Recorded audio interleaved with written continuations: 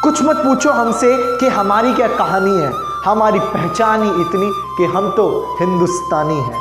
Hello everyone, my self Krishna Sharma from the team of knowledge के owner. आज गणतंत्र दिवस था, 26 जनवरी थी, तो मैं भी अपने थोड़े देश के रंग में आ गया। आज मैं आप लोगों को कुछ ऐसे वीर योद्धाओं के बारे में बताऊंगा जिन्होंने अपनी जान की परवाह ना करते हुए अपने प्राणों की आहुति अपने देश के नाम दे दी। So come on, without wasting of time, let's start this video.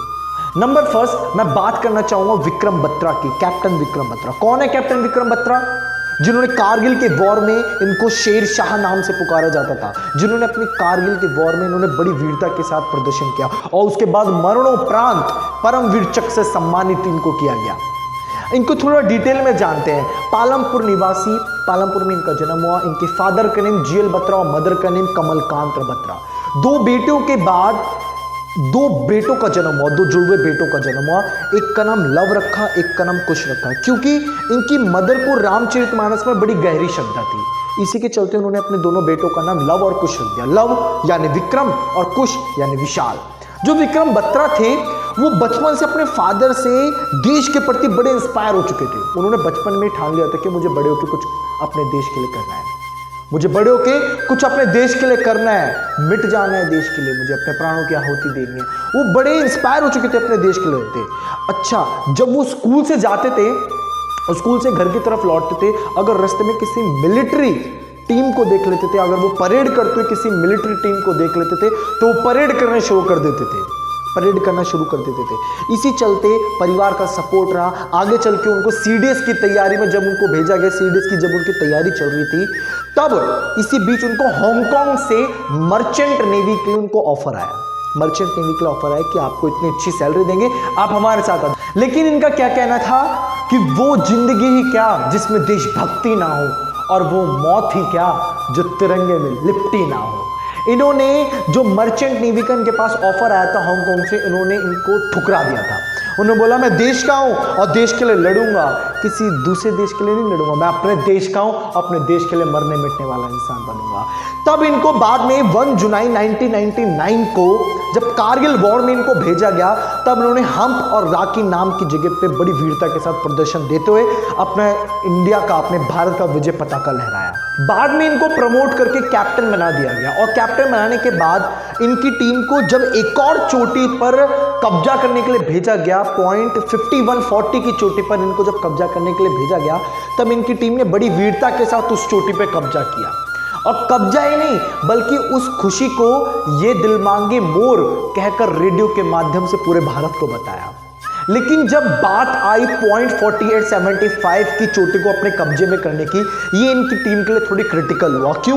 क्योंकि जिस चोटी पे इनको कब्जा करना था उस चोटी के दोनों तरफ खड़ी ढलान थी और जहां से नॉर्मल वे था आने का, वहां पे शत्रु सेना के बटालियन बैठे थे। वहां पे बटालियन बैठा रखे थे कि कोई भी आएगा तो उसको वहां से रोक लिया जाएगा, उसको वहां पे मार दिया जाएगा। लेकिन जो विक्रम बत्रा थे वो लीडरशिप के मामले में बड़े अच्छे थे। उन्होंने अपनी सेना को, अपनी टीम को दूसरी जगह से जाने का प्लान बनाया और जाके सिर्फ गए नहीं, बल्कि वहां पे जाके शत्रु के 5 सेनाओं को वहीं मौत के घाट उतार दिया। इस बीच उनको थोड़ी घायल भी हो गई, तो उनको कई चोटें भी आ गई थी, लेकिन हार ना मानते हुए उन्होंने अपनी उस चोटी को अपने कब्जे में किया। अच्छा, कैप्टन विक्रम बत्रा की मुझे एक बात बड़ी अच्छी लगी। वो जब भी किसी वॉर में लड़ने के लिए जाते थे तो अपने फादर से क्या बोल के जाते थे कि इधर I will be come back after hoisting the tricolour, इधर I will be come back wrapped in it, but I will come back for sure. मैं वापस लौट के जरूर आऊंगा, चाहे मैं तिरंगे को लहरा के आऊंगा या फिर तिरंगे में लिपट के आऊंगा, लेकिन मैं वापस लौट के जरूर आऊंगा। दूसरी कहानी मैं शेयर करना चाहूंगा इयान कार्डोजो के बारे में। इयान कार्डोजो कौन थे? जब 1971 में जब वॉर चल रहा था इंडिया और पाकिस्तान का, उस टाइम ये गोरखा रेजिमेंट में मेजर हुआ करते थे। शरीर से बड़े, शक्तिशाली और मौत से ना डरने वाले योद्धा थे। ये गोरखा रेजिमेंट के वीर योद्धा थे। एक दफा इसी वॉर के चलते वो अपनी टीम के साथ बर्फीली पहाड़ी पर युद्ध करने जा रहे थे और साथ जब वो जा रहे थे तो बर्फ के नीचे, इनके पैर के नीचे एक लैंड माइन आ गया और लैंड माइन पे इनका पैर रखने के कारण इनका पूरा पैर फट के अलग हो गया, फट गया इनका पैर। जो साथ में इनके साथ जो जूनियर डॉक्टर थे वो उस पैर को कमांड नहीं कर पा रहे थे, उनको ट्रीट नहीं कर पा रहे थे। इन्होंने तब बोला कि मेरी खुकरी लाओ और खुकरी से मेरा पैर काट के अलग कर दो, लेकिन वो जूनियर डॉक्टर थे, वो उसको ट्रीट नहीं कर पाते। तब ये गोरखा रेजिमेंट ने अपनी खुरकी निकाली और खुकरी निकालने के बाद अपना पैर खुद काट के अलग कर दिया, अपना पैर खुद काट के अलग कर दिया। बाद में जब इनका पैर को ऑपरेट किया गया तब इनको लकड़ी का नकली पैर लगाया गया। तब इनके सीनियर ऑफिसर ने बोला कि अब आपको प्रमोट नहीं किया जा सकता, अब आप डिसेबल हो चुके हैं, अब आपको प्रमोशन नहीं मिल पाएगा। लेकिन इयान कार्डोजो कहाँ रुकते थे, वो रुकने वाले नहीं थे। उन्होंने अपने लकड़ी के पैर को लेकर अपनी फिटनेस को बिल्ड करना शुरू कर दिया और कहा कि जो आदमी फिजिकली ठीक है उसके साथ मेरी रेस करवा दो, मैं उसको पिछाड़ के दिखा दूंगा। और रियल में वो ऐसा ही करते थे। जब वो इतनी तेज भागते थे कि जो फिजिकली मेडिकली जो आदमी परफेक्ट है उसको भी वो पिछाड़ देते थे। इसी चलते अपनी ताकत को दिखाते हुए वो 6,000 फुट की पहाड़ी पे जाकर हेलीपैड पे जाकर खड़े हो गए। बाद में टीएम रेना ने इनको खुद बुलाया और उनका खुद टेस्ट किया। उन्होंने बोला कि मुझे लद्दाख की खड़ी पहाड़ी पर चढ़ के दिखाओ। ये सिर्फ चढ़े ही नहीं बल्कि एक पहले ऐसे सैनिक बने जो कि डिसेबल होने के बाद भी एक मेजर की रैंक तक पहुंच पाए और एक बटालियन को कमांड किया इन्होंने।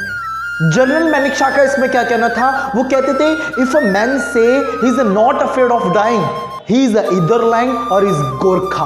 वो कहते थे कि जनरल मैनिक का कहना था कि वो कहते थे कि अगर कोई व्यक्ति कह रहा है कि मुझे मौत से डर नहीं लगता, या तो वो झूठ बोल रहा है या तो वो गोरखा है। ये आज पूरी दुनिया जानती है गोरखा लोग में कितना पावर होता था, वो डरते नहीं थे। नंबर 3 मैं बात करना चाहूंगा सूबेदार योगेंद्र सिंह यादव के बारे में।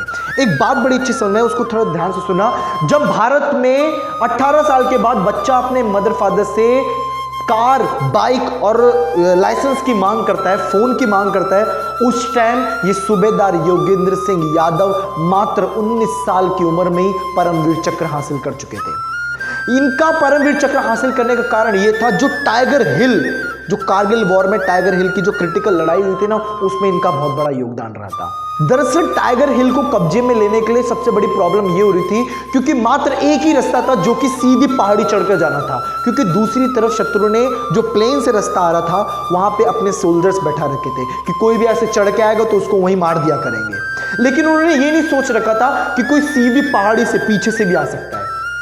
वहीं से सूबेदार योगेंद्र सिंह ने अपना प्लान बनाया और लीडर से बोला कि मैं इस 16,500 फुट की पहाड़ी पर चढ़ जाऊंगा।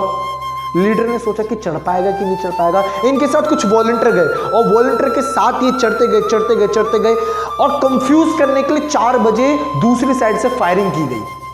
और लेकिन शत्रु सेना बड़ी स्मार्ट थी, उसने सोचा कि कोई पीछे से कवर तो नहीं कर रहा है। उसने बोला जाके चेक करो। जब जाके चेक किया गया तो उसके शत्रु सेना ने आकर सूबेदार योगेंद्र सिंह पर फायरिंग करना शुरू कर दी। मात्र 60 फुट की दूरी रह गई थी उस टाइम, 60 फुट की दूरी रह गई थी। तब उनको कंधे पे आके 3 गोलियां लग चुकी थी सूबेदार योगेंद्र सिंह को। लेकिन फिर भी उन्होंने अपनी मजबूत पकड़, बर्फ पे मजबूत पकड़ बनाए।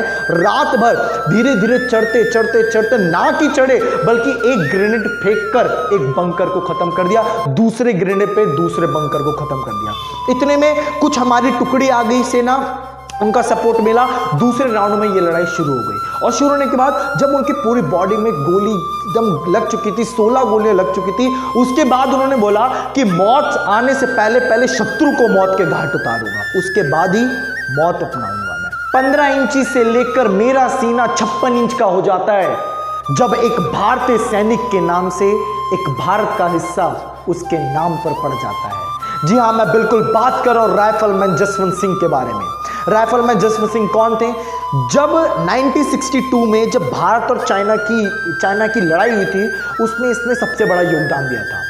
उसने अकेले अपने 2 साथियों के साथ मिलकर 72 घंटे बिना कुछ खाए पिए, 1 नहीं 2 नहीं 3 नहीं 4 नहीं बल्कि 300 शत्रु सेनाओं को मौत के घाट उतार दिया था। और आज भी इनको कोई शहीद नहीं कहता, इनको कहते हैं, इनको प्रमोशन भी दिया जाता है। जसवंत सिंह रावत को आज भी प्रमोशन, सैलरी और छुट्टी भी मिलती है। ये शहीद नहीं है, ये माना जाता है कि आज भी ये बॉर्डर पर रहकर भारत की रखवाली कर रहे हैं। तो इस वीडियो को बनाने का मेरा मेन मोटिव ये था कि मैं आप लोगों को बताना चाहता था कि आप लोग कितने खुशनसीब हैं कि जिस देश में आप लोगों ने जन्म लिया है उसी देश में बड़े बड़े योद्धाओं ने, बड़े बड़े वीरों ने अपनी कुर्बानी खून के कतरे से दी है। मुझे गर्व है कि मैं एक ऐसे देश में पैदा हुआ, एक ऐसे देश का नागरिक हूं जिस देश में हर एक वीर योद्धा ने जन्म लिया है, हर एक वीर योद्धा ने जन्म लिया है। अगर हो सके तो ये वीडियो को आप हर उस इंडियन आर्मी तक पहुंचाना, ताकि उन लोग का हौसला बढ़े। वो रात दिन सर्दी गर्मी को सहते हुए रात दिन हमारी खुशी के लिए, हम चैन की सांस ले सके, इसलिए वो रात दिन वहां खड़े होते हैं। हो सके तो उन तक ये वीडियो पहुंचा देना, उनका हौसला बढ़ेगा। उनको क्या चाहिए? उनको बस हमारी खुशी चाहिए, उनको और कुछ नहीं चाहिए। बस उनको ये वीडियो देके उनका मान बढ़ाइए, उनका सम्मान बढ़ाइए। आओ देश का सम्मान करें, शहीदों की शहादत याद करें, एक बार फिर से राष्ट्र की कमान हिंदुस्तानी अपने हाथ धरे। आओ इस गणतंत्र दिवस का मान करें। जय हिंद, जय Bharat. Thank you so much from the team of knowledge की उड़ान।